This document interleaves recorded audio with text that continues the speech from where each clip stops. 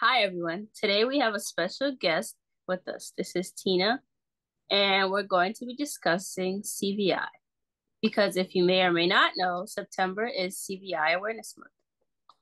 If you want more information on CVI, please visit the Perkins School for the Blind website.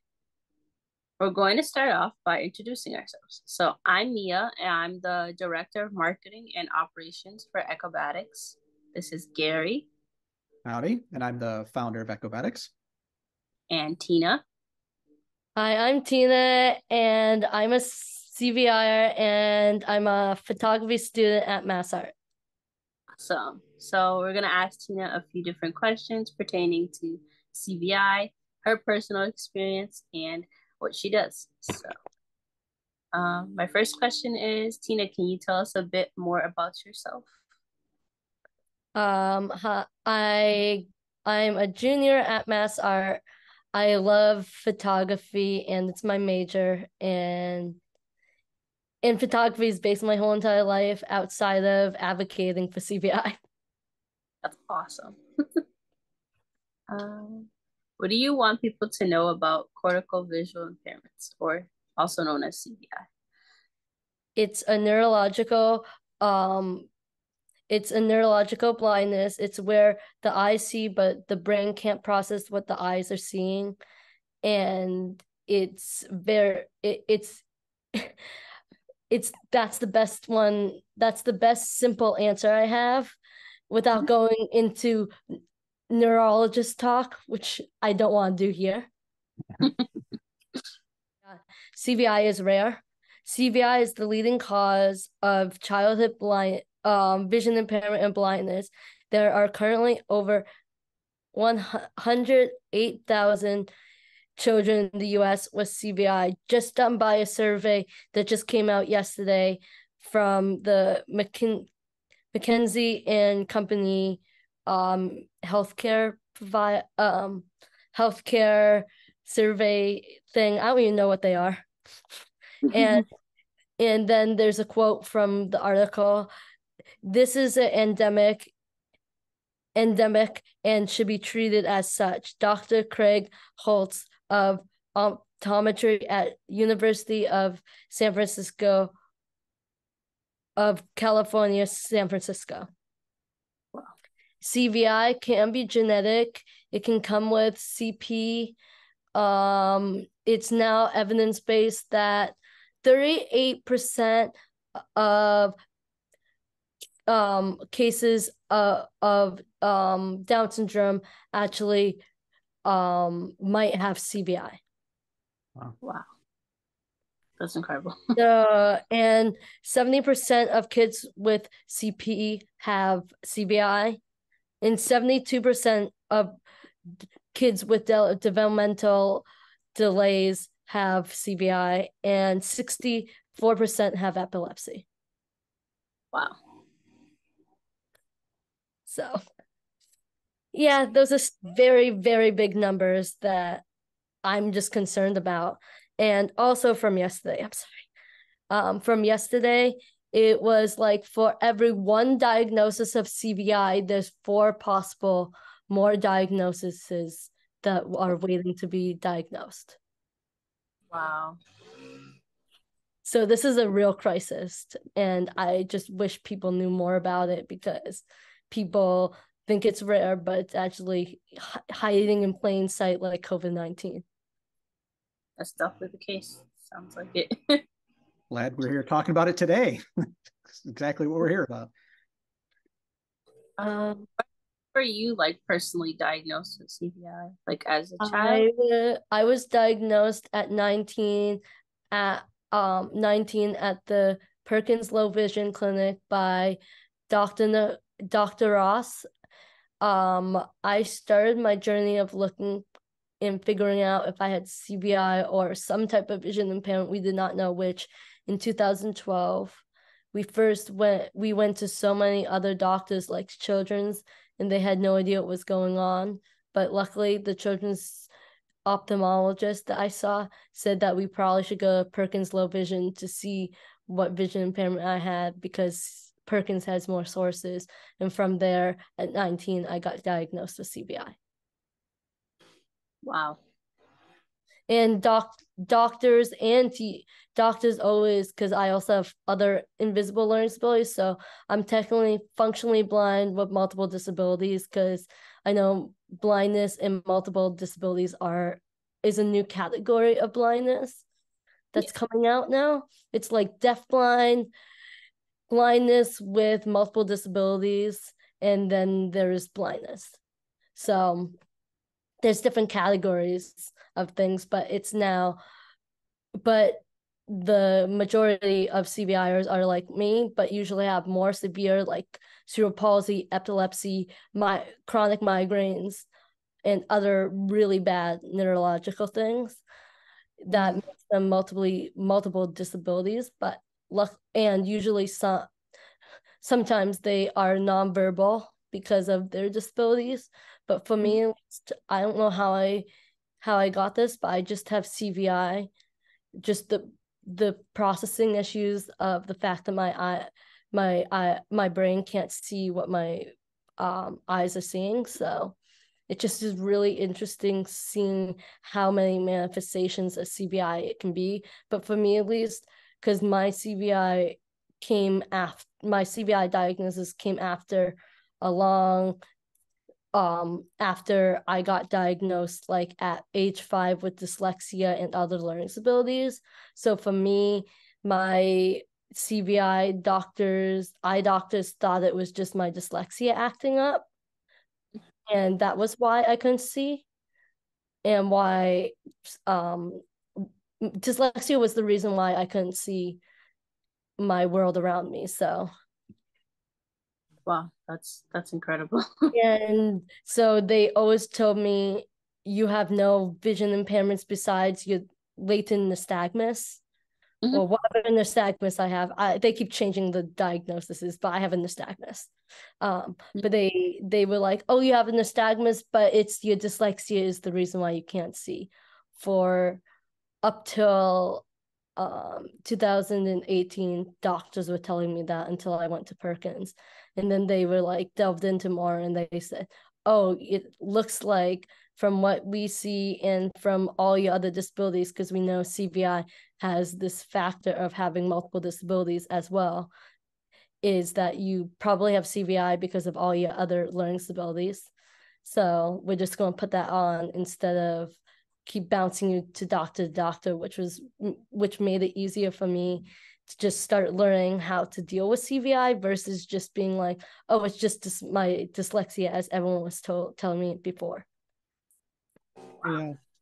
Ask a question. So if you think if parents have a child that may have CVI, or if someone is old enough to start thinking, this is something, I should look into, what are some of the things you might notice, or what would definitely if you have dyslexia, and for me at least, when I read, depending on its time Roman, I literally will see the page, and then my brain will do the little thing, like, you know how the 2000s computers are, where they get overloaded by the web or something, then completely crash. That's basically my brain when I'm reading a page of a book. It'll just completely crash. I'll black out and then come to and don't know where I am on the page I'm reading.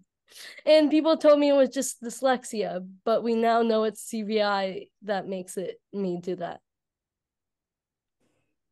So if you have a kid that's not with dyslexia or any learning disabilities, but mainly dyslexia, who either is having a really hard time learning how to read the words and cannot seem to read words, or have struggles with reading and tracking, it's best to also maybe look into CVI, because I would like to someday see a research paper on how CVI relates to dyslexia or vice versa. It's just really frustrating because people don't know, like most ophthalmologists don't know what CVI is, or they dismiss kids if they don't have a medical history. I don't have a medical history because I was adopted, but if they don't have a medical history of either a traumatic brain injury that led to like cerebral palsy or other TBIs, they usually, or other things like water on the brain as a baby. I forget that's what it's called. I forget the medical term for that. But those kids can get automatically by like age like 6 months, they can get diagnosed because they have a medical history of a brain injury. But also what's scary about CVI is that anyone could get CVI at any moment, depending on what they're doing. If you get a big enough TBI or a concussion, it can leave you with adult onset CVI. So basically anyone can get CVI at any time. It could be from childhood because of your learning disabilities, or because of a genetic mutation or a brain injury as a baby, like in the womb, or it could be a brain injury as an adult that leaves you with no vision. Wow. So it can go from various, can be either children or it can be adults. But right now research is focusing mainly on kids with CVI, but there are military members with CVI, and they're not getting the same level of treatment as the kids at Perkins, which is really sad. So CVI is just a mess right now. There's definitely a lot. It's just crazy to me how many people have CVI or might have CVI or might become brain blind because of hitting their head. That's astonishing. For you, what happens when you see, like, because I've read a little bit about CVI, and I've learned that like when things are too visually busy or there's a lot going on visually, it kind of affects your CVI. So for you, what kind of effects does CVI have on you if there's like a scene that's like visually busy? For me at least, I become legally blind, which means that I can only see motion, light, and color. I can't see anything else, and it looks like I am in a stop motion film, like the stop motion pictures, like Wallace and Gromit almost, with Coraline. So it just like really distorted, like my eyes are seeing, but my brain's like, no, I hit this. I'm refusing this. I am just going to make you watch this film around you, and I'm not going to respond to any visual things if it's coming at you. So wow. I also use a white cane, which helps me with making sure I don't fall down the stairs, which I tend to do. I have done in the past. Yeah. But white cane helps me a lot, which is really cool.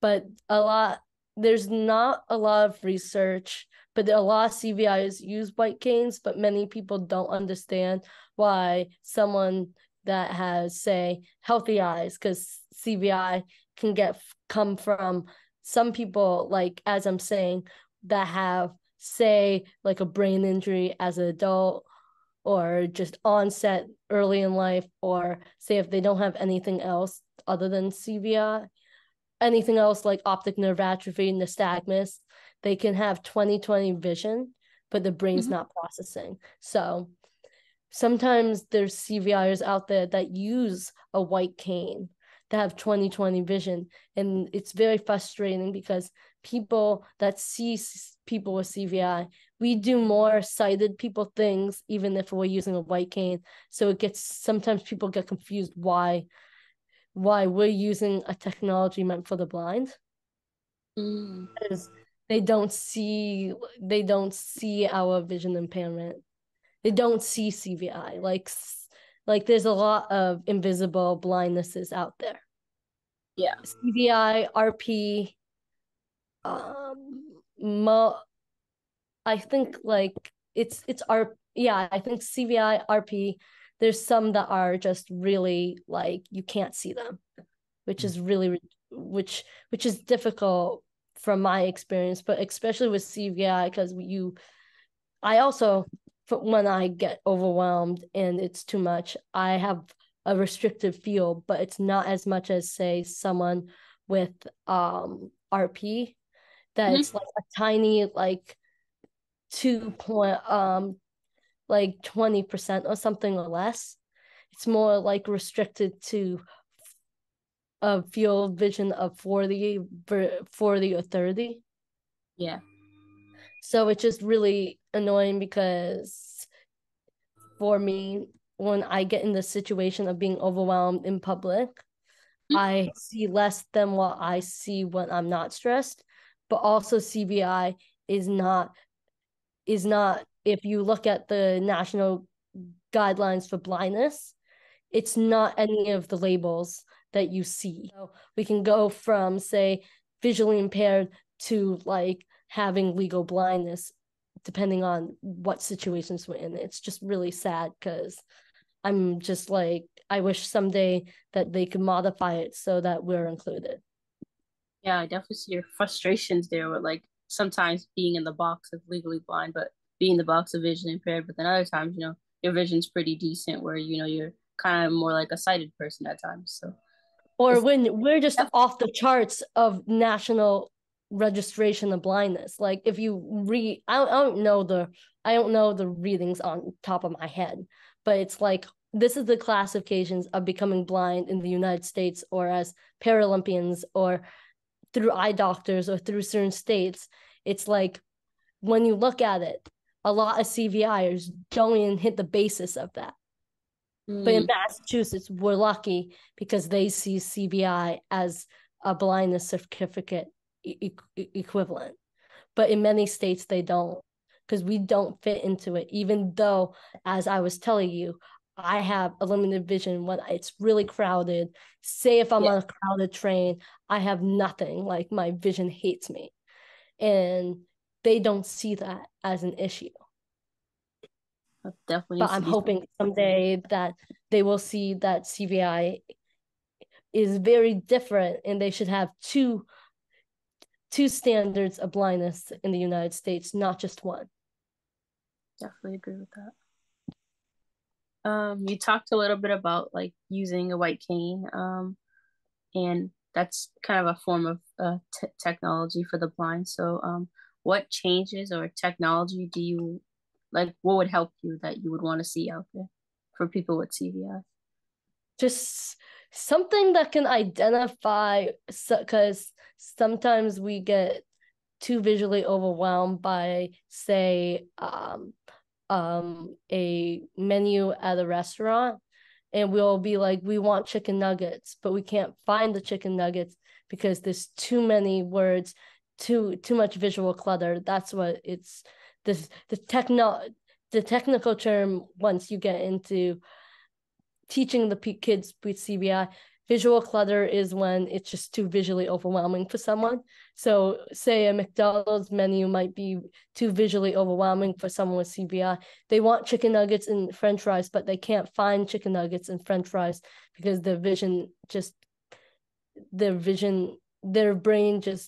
their eyes see it, but their brain's not registering what's on the menu board. So then they're like, oh, I can't see it. I don't know how much it is. Is it worth getting? Yeah.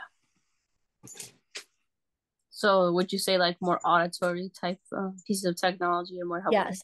Or some of us with optic nerve issues, because we're slowly losing our optic nerves and the ability to see color, or certain colors, or certain color schemes. It would be great. Some of us have actually visual impairments that are very ranged. Some of us need to zoom in order to see the menus. Right. So it'd be great to have a technology that either we could point a camera at and we can tell, hey, I need this. Can you find it? Or we could zoom in and actually be able to read the menu ourselves. Right. What if oh, sorry, Mia. I did watch yours. I'm like, this is so cool. This could actually help CVIers. I started watching some of your videos on TikTok. I'm like, this could help CVIers a lot with visual fatigue of trying to see everything all at once. Wow, thanks. Thank you. Yes. what do you think about the possibility?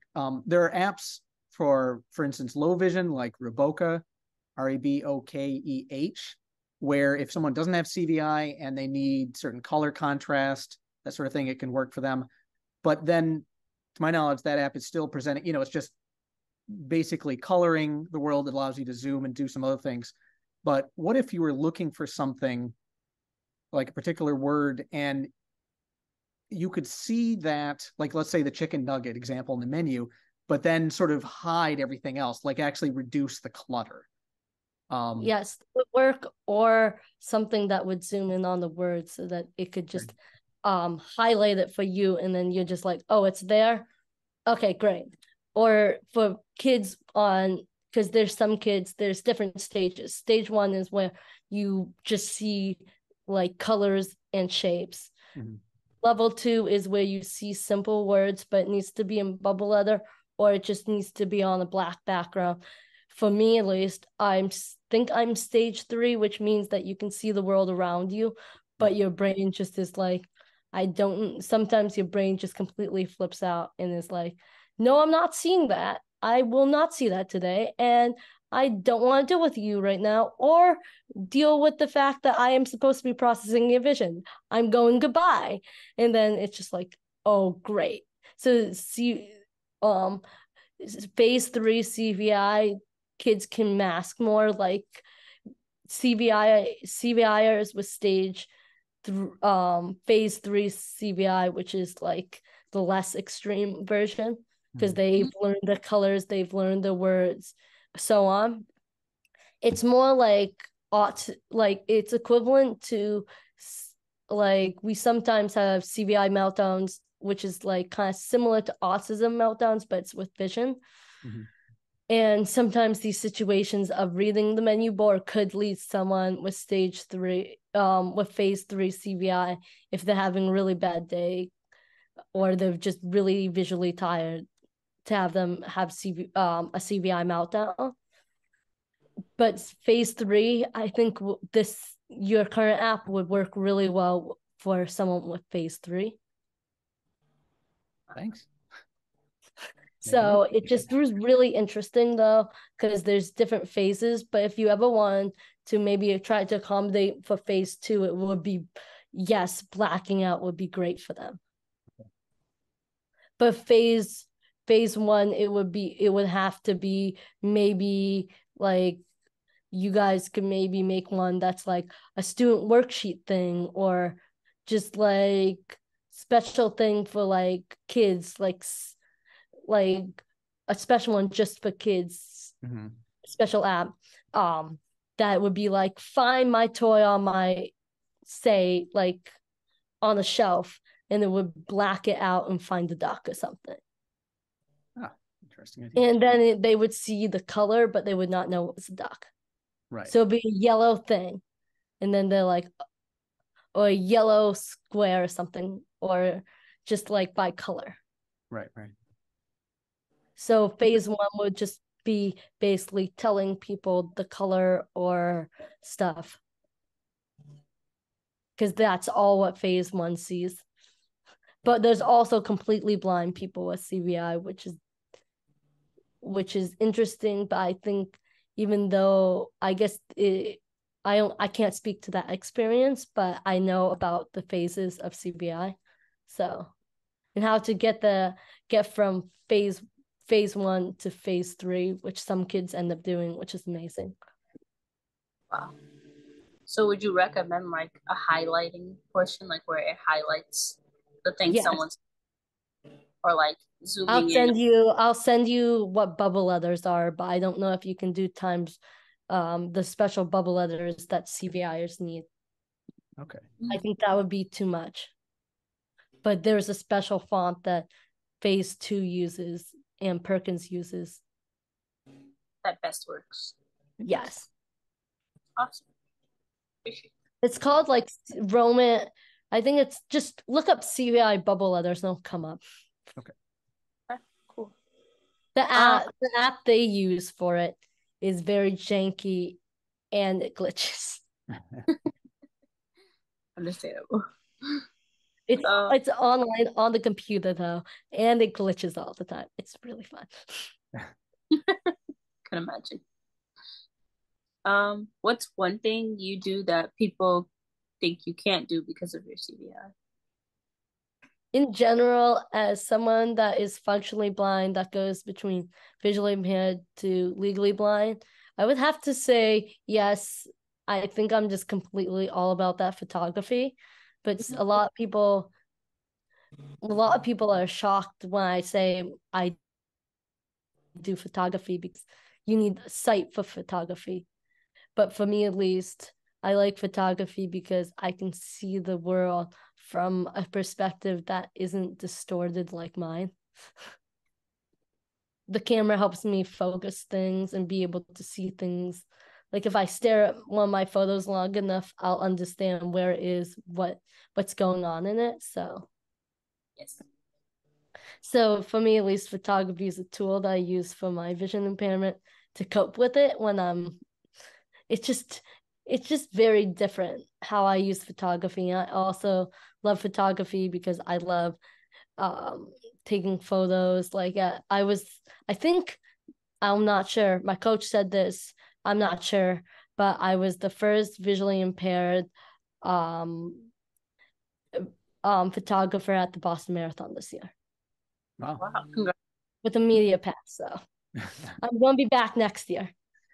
That's where I'm going to be Patriots Day weekend. Oh, nice. At the finish line. If actually, if I can interject one question. So if you take a photo of a busy scene, so you're freezing the motion and everything. Yeah. If you look at I that, can see it better. You can see it better. Okay. Yeah. That was my question. Okay. Back to you. So you talked about how you use a lot of photography. Can you tell us more about your Instagram page, Blind Sighted in Boston? We see that you post different. So what I post on Blindsided in Boston is anywhere from CVI advocacy, some photography that is usually related to CVI advocacy. And I'm a part of this running group called Achilles International, and they have a Boston chapter. So I run for them, which is really cool because I tether run. And it's just really interesting that my page is just a motley bunch of random things that I love to do. So cool. For your CVI awareness, and when you combine it with your photography, what specifically can you tell us what you do how do you do that? I either sometimes do self-portraiture. I've done self-portraiture with light before. What I love to do is say I want to say I want to be I want to show someone how I see, just not CVI. Sometimes I do CVI, but it's very hard to show CVI. But since I have optic nerve atrophy, nystagmus, and without glasses, I don't know what my vision is with glasses. It's like my right eye is like 20/100, and then my left eye is 20/500. And I like to take photos of places I've been and make it into what my eyes see, like what my vision, what my nystagmus, optic nerve atrophy, and my actual vision acuity is. I make it blurry to that point, and then I post it online showing stimulations of how I see the world. And for me, at least, I sometimes do it where I have captions like, because CVI is also about tracking and finding things. It's like, in this blurriness, can you see a tree? In this blurriness, can you see the Prudential building? And then I say, with my CVI, I would not be able to identify the potential building with all the blurriness of my vision. Even though I know it's there, I could not make it out, and my brain wouldn't let me make it out. So you talked about photography. Do you have any other hobbies or anything else that you like to do for fun? Run. That's the thing in photography. Awesome. And hanging out with friends, but that usually comes after running. So when you run tethered, is your vision changing? Do you sort of like are you looking at the person you're tethered to, or are you looking ahead? I use my tether because I have no peripheral vision on my left side. Okay. So I tether on the left, so I don't have to deal with if people are passing me on the left, or if I don't see a car on the left. I have a guide on the left, so that I don't have to worry about my blind spot in my peripheral vision. I tether because I also don't have, I lost all my lower field because of mask wearing in the pandemic. Oh, which lower field vision loss is common in CVI, but I used to could see light, color, motion, but now I can't see any of it. It's like it's not there. Wow. That's great. That's why I tether, but also in big races, it's nice to be tethered because sometimes I don't know where I am or who I'm with. But at least with my guides, when my vision goes to like 40%, I at least don't have to deal with trying of the possibility of falling on the ground. Which, Greg, you might have seen a couple of weeks ago. I ate it in the mud. Oh. On my own time running after ophthalmologist appointment. Yeah. Wow. So guide and tethering helps me not fall, which is a good thing because I really don't like falling and skinning my knees because I can't see my lower field. One thing is actually in a chat a few weeks ago, I was talking to a games publisher, and I want to make sure that what I said was accurate. But he and I talked about different games. So these are board-based games, card-based games.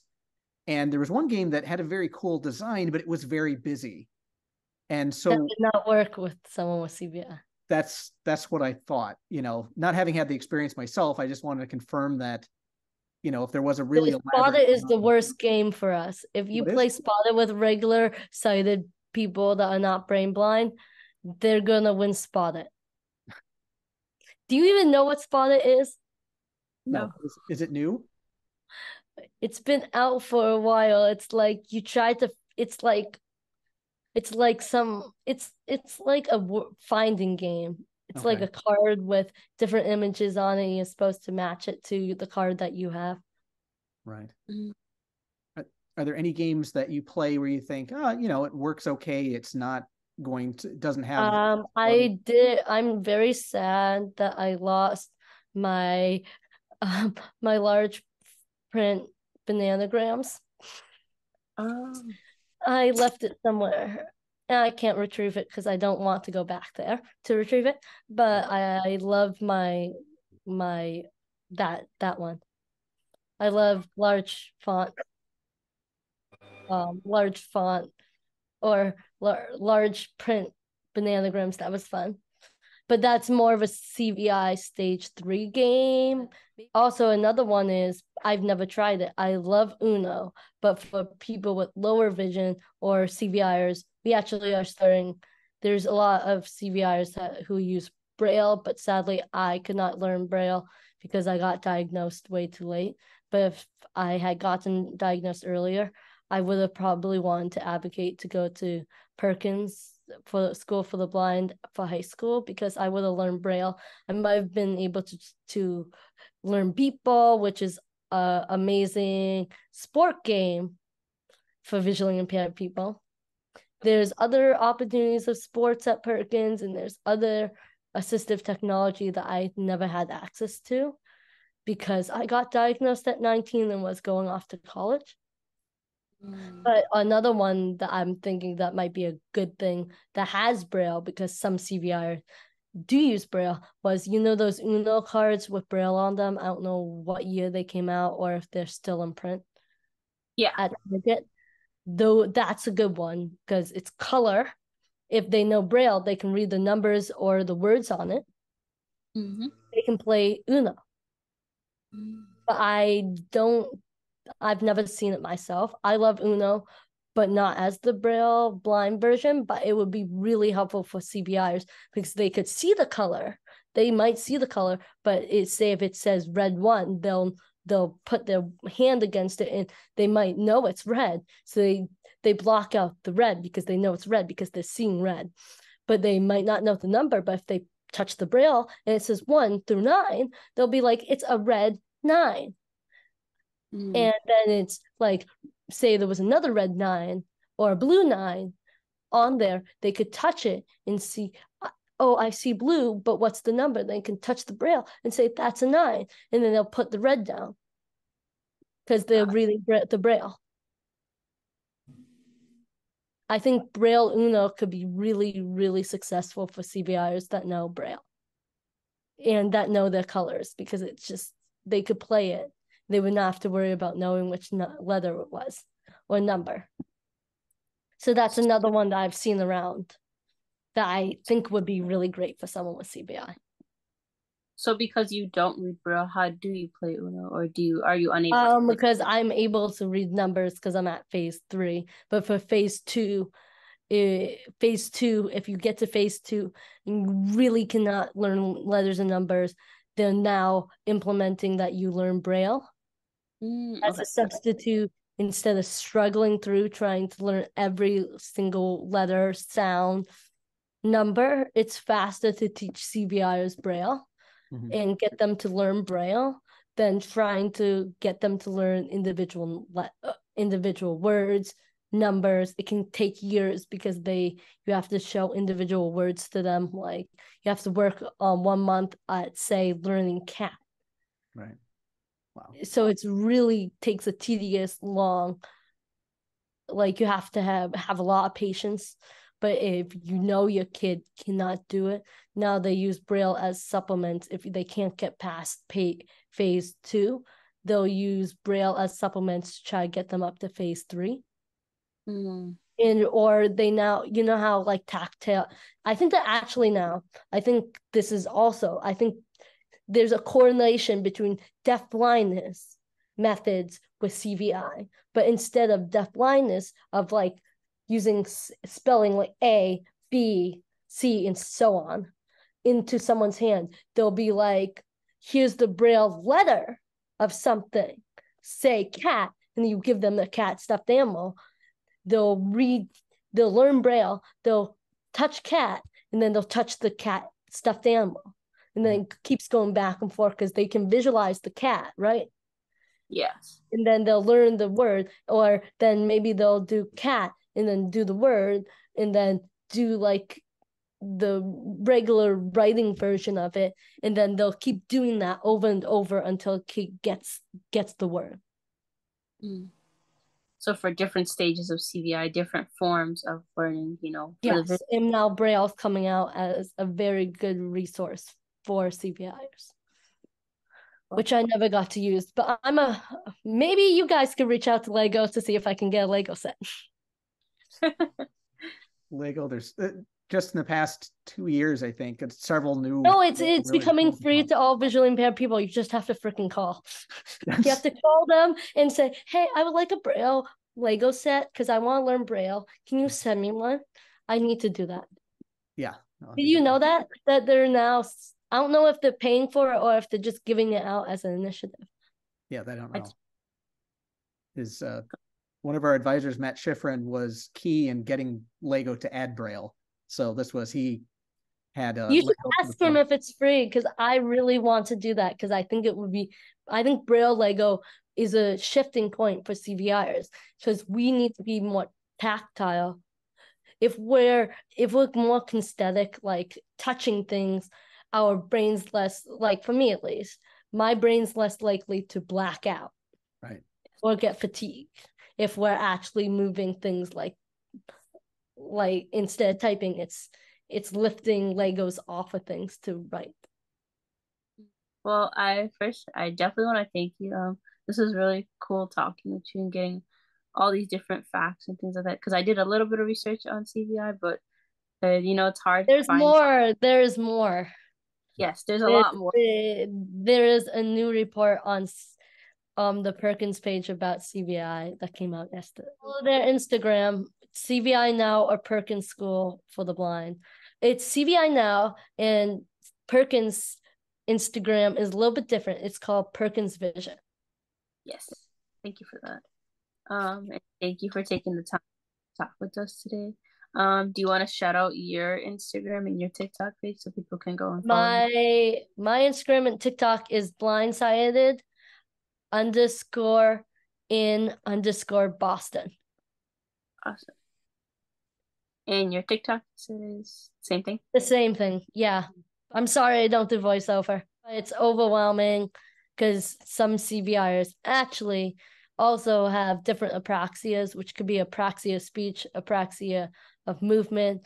So for me, at least, I have apraxia of speech. So making voiceovers are really hard for me. So sorry to hear. So that's why I don't have it. I am sorry that it's not accessible, but accessibility is a catch-22 depending on which disabilities you have, because you need to do it, but at the exact same time your disabilities make you unable to do it. Remember, September is CVI Awareness Month, so try to educate yourself on CVI and learn something new, and just be aware of people out there with CVI. And thanks again. Thank you. thanks.